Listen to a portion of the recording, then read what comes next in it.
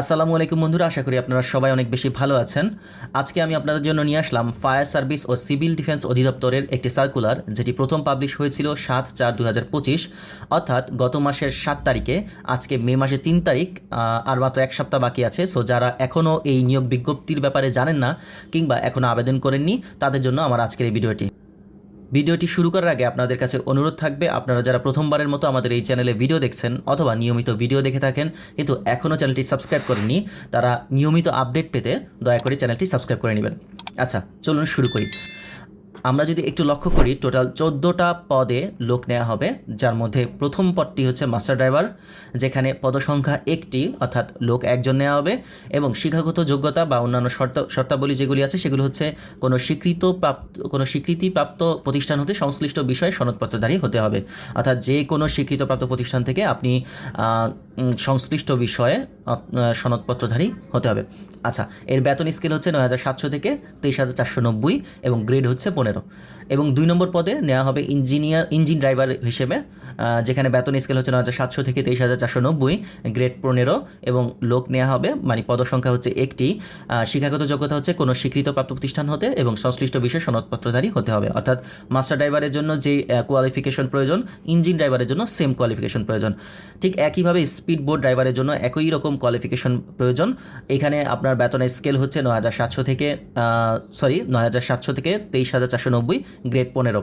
Same ড্রাইভারের ক্ষেত্রে যদি আমরা দেখি, ড্রাইভারের ক্ষেত্রেও বেতনের স্কেল সেম, গ্রেড 15। তবে এর পদসংখ্যা হচ্ছে 29টি, যেখানে শিক্ষাগত যোগ্যতা অন্যান্য শর্তাদি হচ্ছে কমপক্ষে 8ম শ্রেণী পাস হতে হবে, বৈধ ড্রাইভিং লাইসেন্স সহ হালকা ও ভারী যানবাহন চালনায় অভিজ্ঞতা সম্পন্ন হতে হবে।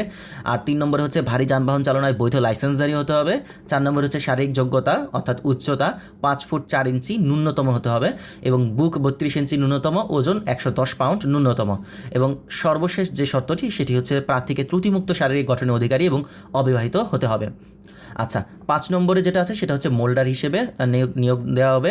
বেতন স্কেল 9,700 থেকে 23,490, গ্রেড 15, যেখানে পদসংখ্যা হচ্ছে 2টি এবং শর্ত হচ্ছে কোনো স্বীকৃত প্রতিষ্ঠান হতে সংশ্লিষ্ট বিষয়ে ট্রেড সার্টিফিকেটধারী সহ সংশ্লিষ্ট কাজে 2 বছরের বাস্তব অভিজ্ঞতা থাকতে হবে। অর্থাৎ এই ক্ষেত্রে কিন্তু আপনার অবশ্যই অভিজ্ঞতা সম্পন্ন হতে হবে এবং সেটা 2 বছরের কাছাকাছি।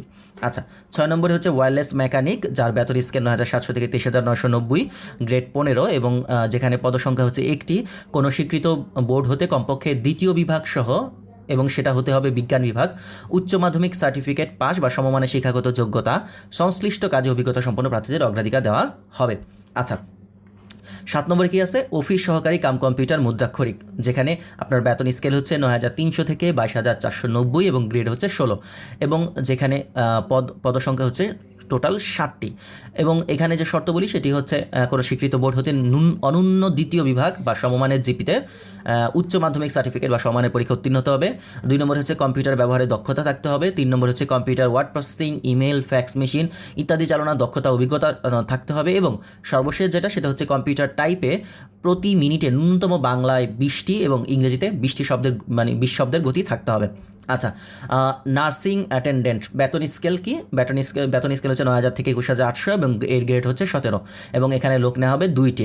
তো প্রথমে পুরুষের জন্য যে শর্তগুলো সেগুলো হচ্ছে যে কোনো স্বীকৃত বোর্ড হতে অনন্য 2য় শ্রেণী বা সমমানের জিপিতে মাধ্যমিক স্কুল সার্টিফিকেট বা সমমানের পরীক্ষা উত্তীর্ণ হতে হবে।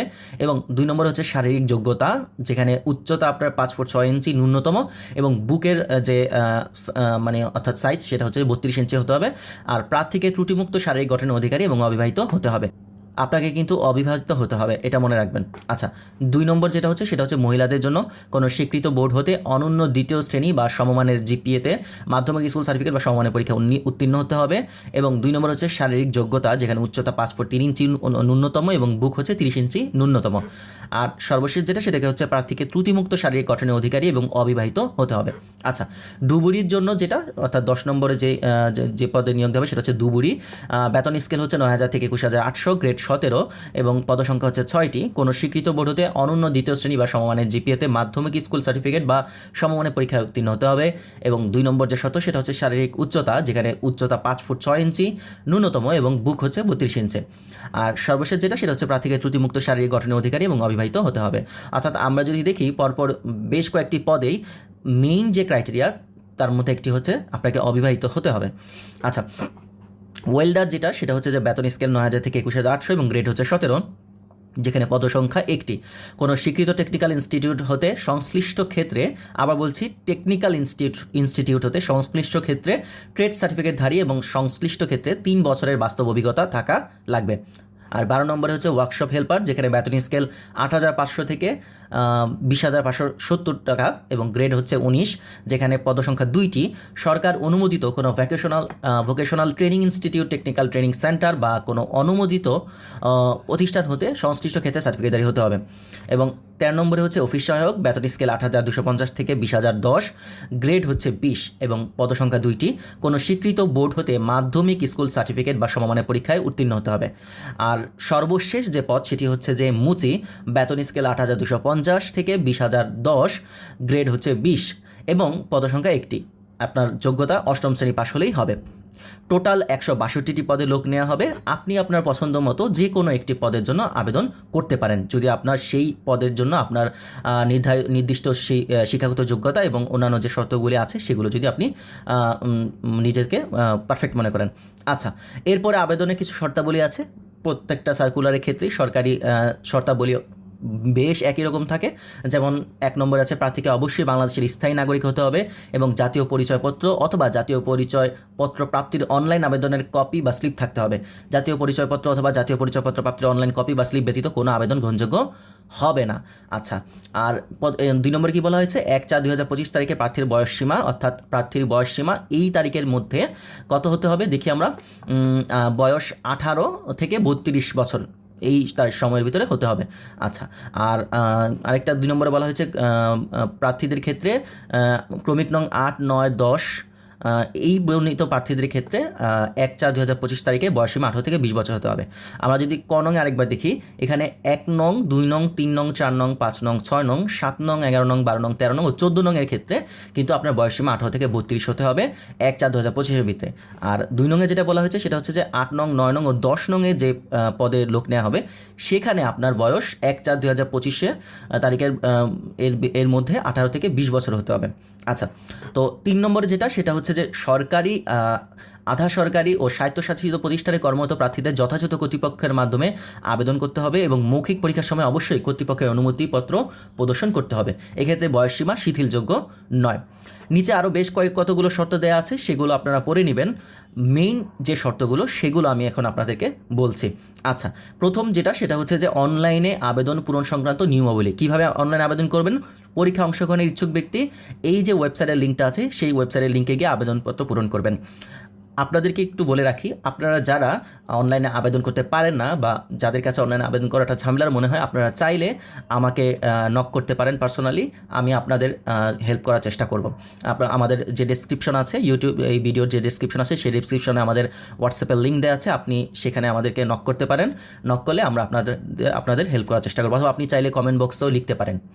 আচ্ছা, যে বিষয়গুলো খেয়াল রাখতে হবে, অনলাইনে আবেদন পূরণ ও পরীক্ষার ফি জমাদান শুরুর তারিখ ও সময় হচ্ছে 10/4/2025 খ্রিস্টাব্দ সকাল 11টায়, অর্থাৎ 10 তারিখ শুরু হয়েছে গত মাসের এবং এটা শেষ হবে এই মাসের, অর্থাৎ জানুয়ারি, ফেব্রুয়ারি, মার্চ, এপ্রিল, মে মাসের 8 তারিখ।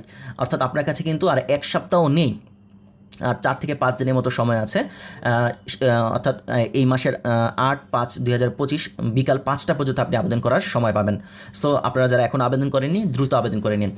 আচ্ছা, উক্ত সময়সীমার মধ্যে ইউজার আইডি প্রাপ্ত প্রার্থীগণ অনলাইনে আবেদন সাবমিটের সময় থেকে পরবর্তী 72 ঘন্টার মধ্যে SMS-এ পরীক্ষার ফি জমা দিতে পারবেন। অর্থাৎ আপনি আবেদন করার 72 ঘন্টার মধ্যে কিন্তু আপনাকে ফিটা জমা দিতে হবে। নিচে আরও কিছু শর্ত আছে, সেগুলো পড়ে নেবেন।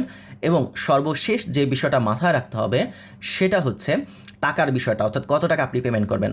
আপনি যদি এখানে ভালো মতো লক্ষ্য করেন, আপনি দেখবেন এখানে লেখা আছে যে যদি আপনি মাস্টার ড্রাইভার, তারপর হচ্ছে যে engine driver, speed driver, moulder, wireless mechanic ও অফিস সহকারী কম্পিউটার মুদ্রাক্ষরিক পদের প্রার্থী হয়ে থাকেন, তাহলে আপনি টেলিটক সিমের মাধ্যমে 100 টাকা এবং চার্জ বাবদ 12 টাকা, অর্থাৎ মোট 112 টাকা পেমেন্ট করবেন।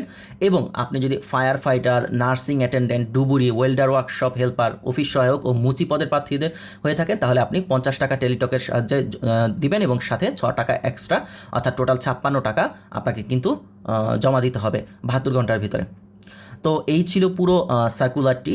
আপনারা যদি না বুঝে থাকেন এখনও পর্যন্ত কোনো বিষয়ে যদি আপনারা অস্পষ্ট থেকে যান, তাহলে অবশ্যই কমেন্ট বক্সে জানাবেন। আমি চেষ্টা করবো আপনাদেরকে কমেন্টে রিপ্লাই দেওয়ার জন্য। তো আজকে এই পর্যন্তই, ইনশাআল্লাহ দেখা হচ্ছে পরবর্তী কোনো ভিডিওতে। ততক্ষণ পর্যন্ত ভালো থাকুন, সুস্থ থাকুন। আসসালামু আলাইকুম।